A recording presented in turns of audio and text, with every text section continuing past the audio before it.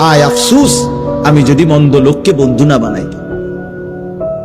যে আমাকে নারী দেখাইলো, ছবি দেখাইলো, জিনা ব্যভিচারের আড্ডায় নিয়ে গেল, যে আমারে মদের আড্ডা, জুয়ার আড্ডা, সুদের আড্ডা, কিস্তির আড্ডা, যে আমারে দিয়া খুন, সন্ত্রাস, চাঁদাবাজি, রাহাজানি, অন্যায়, অসভ্যতা করলো, আমি যদি তাকে বন্ধু না বানাইতাম, তাকে যদি অনুসরণ না করতাম, তার সাথে যদি না চলতাম, এই আফসুস করবে আর আঙ্গুল ছিঁড়ে ফেলতে চাই, কিন্তু কোনো লাভ হবে না, কোনো ফায়দা হবে না। ইয়াউমাইদিন ইয়াতাযাক্কারুল ইনসানু ওয়া আন্না লাহুদ যিকরা।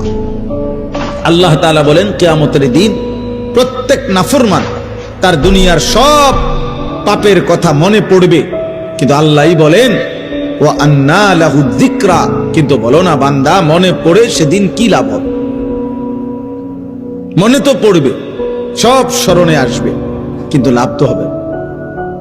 ওয়ালাউ তারা ইদিল মুজরিমুনা নাকিসু রুউসিহিম ইনদা রাব্বিহিম, আল্লাহ বলে সেদিন হাসরের দিন সমস্ত নাফরমান আল্লাহর সামনে মাথা নুয়ে লজ্জায়, অপমানে, বেইজ্জতিতে মাথা নুয়ে থাকবে।